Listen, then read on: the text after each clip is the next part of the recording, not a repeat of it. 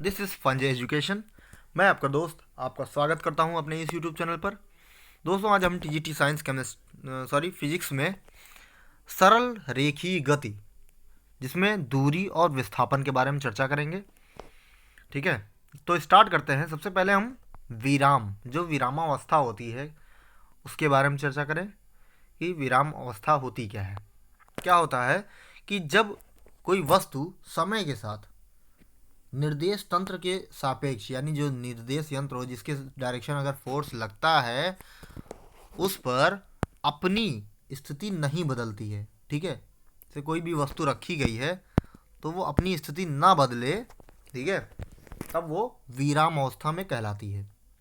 ठीक है, गति, यदि कोई वस्तु समय के साथ निर्देश तंत्र के सापेक्ष अपनी गति बदलती है तो उसे गतिशील अथवा गति की अवस्था कहलाती है। ठीक है, यानी स्थिति में परिवर्तन करती है कोई वस्तु तो उसको हम गति कहते हैं, मोशन कहते हैं। ठीक है, अब निर्देश तंत्र क्या होता है? तो निर्देश तंत्र निर्देशांकों का वह समूह होता है जिसके सापेक्ष, यानी जिसके रिस्पेक्टिवली कोई प्रेक्षक, यानी जो उसका प्रेक्षण कर रहा है, किसी वस्तु की किसी स्थिति या घटना की व्याख्या कर सकता है, यानी डिटेल बता सकता है, उसको हम निर्देश तंत्र कहते हैं। ठीक है, जैसे नोट में किसी वस्तु की गति भिन्न भिन्न निर्देश तंत्रों में भिन्न भिन्न प्रतीत होती है। जैसे यहाँ है, ये हमारा निर्देशांक है, इसी को हम, जो हमारा ये P है, P पोजीशन वेक्टर है, ठीक है, ये हमारा X, Y एंड Z, यानी तीनों जो है हमारा जो कार्तीय तल होता है उसके निर्देशांकों से बना होता है।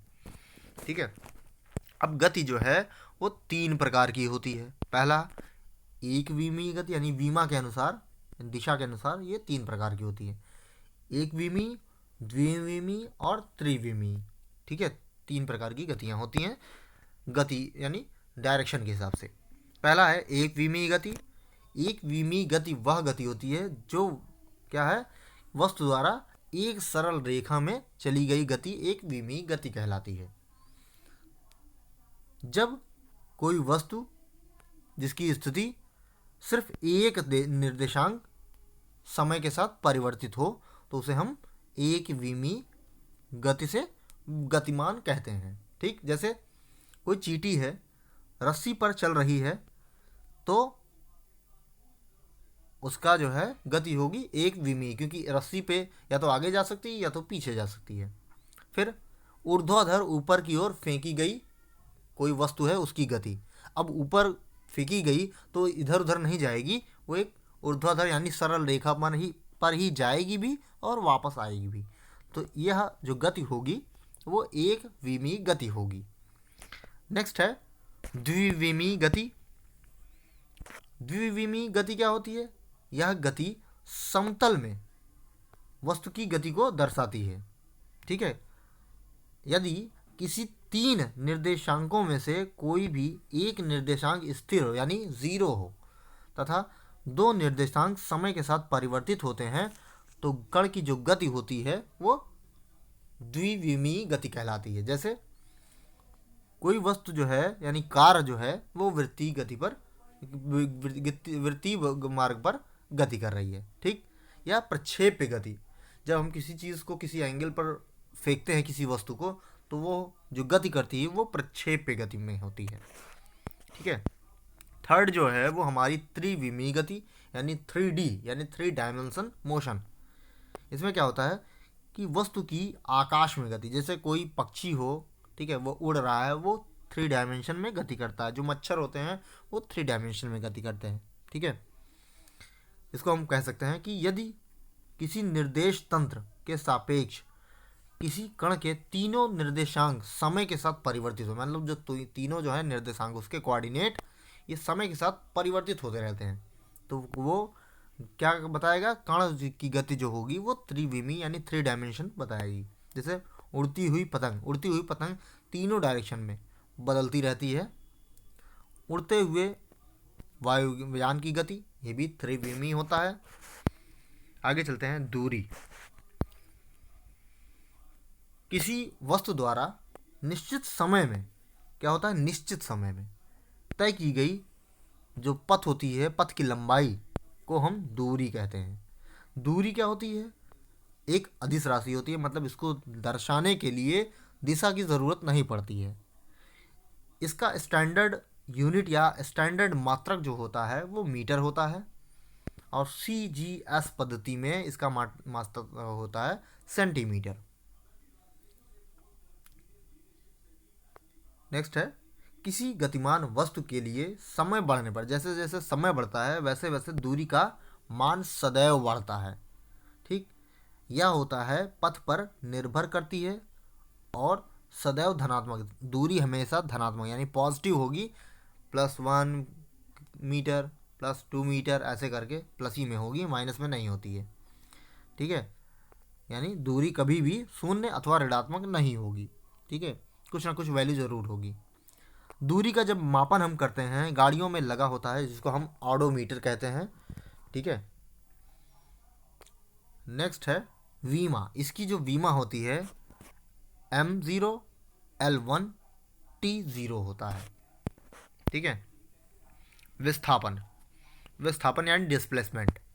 तो किसी निर्देश तंत्र में निर्देश बिंदु, ठीक है, के सापेक्ष कण की अंतिम व प्रारंभिक स्थिति के अंतर को, अब कोई गाड़ी या कोई जो है यहाँ है, इसकी प्रारंभिक स्थिति ये है, ठीक है, और बाद में यहाँ आ गई इसकी स्थिति ये हो गई, तो इन दोनों के फाइनल जो स्थिति हो गई उसमें से इस स्थिति को माइनस करेंगे तो हमारा आएगा विस्थापन। विस्थापन क्या होता है? सदिश राशि होती है, इसको हम डायरेक्शन देते हैं, बिना डायरेक्शन के ये दूरी के बराबर होती है। ठीक है, इसका एसआई मात्रक भी मीटर ही होता है और CGS मात्रक जो है वो सेंटीमीटर होता है। इसकी वीमा भी दूरी के बराबर ही होती है, यानी M0 L1 T0। परंतु जो विस्थापन का मान होता है वो पथ पर निर्भर नहीं करता है, क्योंकि यह वस्तु की प्रारंभिक तथा अंतिम स्थिति पर निर्भर करता है। विस्थापन जो है हमारा ऋणात्मक, धनात्मक व शून्य तीनों हो सकता है। ठीक है, आगे चलते हैं नोट्स में। वृत्ताकार पथ या वर्तुल गति, इसी को वृत्ताकार गति या वर्तुल गति या वृत्तीय गति भी कहते हैं।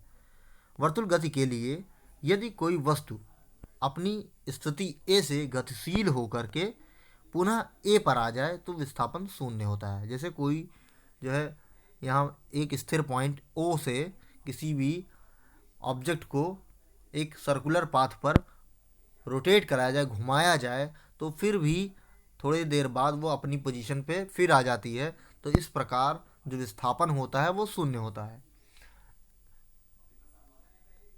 इस कंडीशन पर दूरी जो हो जाएगी, जब सर्कुलर है तो सर्कुलर का जो वो पेरीमीटर होता है, ठीक है, या सरकमफ्रेंस जो होता है वो 2πr होता है। ठीक है, तो विस्थापन जो है, बल्कि विस्थापन शून्य हो जाएगा।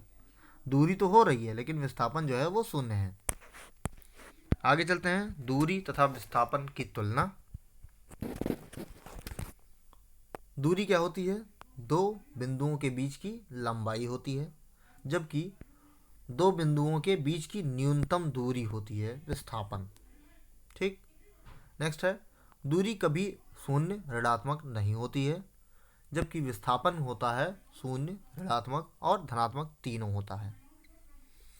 यह हमेशा धनात्मक होती है और यहाँ दूरी हमेशा बड़ी होगी विस्थापन के और इक्वल भी होती है, लेकिन यहाँ जो है क्या होगा, दूरी और विस्थापन में क्या होगा, दूरी बड़ी होगी तो 1 के बराबर होगा या 1 से बड़ा होगा। ठीक है, आगे चलते हैं। R त्रिज्या वाले वृत्ताकार पथ में दूरी तथा विस्थापन। अब कोई वृत्ताकार, ये कोई R त्रिज्या का एक वस्तु है, ठीक है, यानी जो हमारा कोई टायर है किसी चीज़ का, उसकी त्रिज्या अगर R हो तो यह वृत्ताकार पथ पर पूर्ण कैसे लगाएगा, सॉरी, अगर कोई R त्रिज्या वाले वृत्ताकार पथ है तो उस पर किसी कण का दूरी तथा विस्थापन कैसे हम देखेंगे। तो दूरी जो हो जाएगा, कोई भी अगर इस पॉइंट से, ठीक है, इस पॉइंट पे पहुंचा या इस पॉइंट से फिर लास्ट में यहाँ पहुंचा, तो दूरी क्या हो जाएगी, वृत्त की परिधि हो जाएगा 2πr। जबकि विस्थापन जो हो जाएगा वो शून्य हो जाएगा, क्योंकि जिस पोजीशन से स्टार्ट किया था उसने उस पोजीशन पे पहुंच जाएगा, तो वो विस्थापन 0 हो जाएगा। ठीक है, तो वृत्ताकार पथ में जब प्रारंभिक बिंदु और अंतिम बिंदु समान हो जाए तो विस्थापन शून्य होता है। आगे चलते हैं केस नंबर 2। जब अर्धवृत्ताकार पथ पर चक्कर लगाया जाए तो दूरी जो हो जाएगी वृत्त की परिधि के बराबर होगी। ठीक है, वृत्त की परिधि का हाफ अगर अर्धवृत्ताकार है तो जाएगा πr। ठीक है, और विस्थापन जो हो जाएगा ये कितना हो जाएगा, r एंड r यानी 2r, ये विस्थापन हो जाएगा। थर्ड है, अगर वृत्ताकार पथ का 1/4 पथ का चक्कर लगाए, ठीक है, तब तो दूरी जो हो जाएगी वृत्त की परिधि का 1/4 हो जाएगा, यानी हो जाएगा πr/2 हो जाएगा। जबकि विस्थापन हो जाएगा हमारा √2 × r हो जाएगा। ठीक है, ये हम पाइथागोरस थ्योरम से करते हैं, हमको ए बी की वैल्यू यहाँ मिल जाती है, ये हमारा ए बी है। ठीक है, ए बी हमारा यही है। ठीक, आगे चलते हैं नोट में। गतिशील कण के लिए जो दूरी हमारी होगी वो ज़्यादा होगी, ठीक है, 0 से, परंतु विस्थापन जो है ये 0 से जो है छोटा होगा। ठीक है, गतिशील कण के लिए दूरी समय के साथ कभी नहीं घटती। ठीक है, जबकि विस्थापन समय के साथ घट जाती है। ओके फ्रेंड्स, वीडियो कैसा लगा कमेंट सेक्शन में ज़रूर बताएं। फिर मिलेंगे नेक्स्ट वीडियो में नेक्स्ट टॉपिक के साथ। तब तक के लिए मुझे आज्ञा दीजिए। नमस्कार।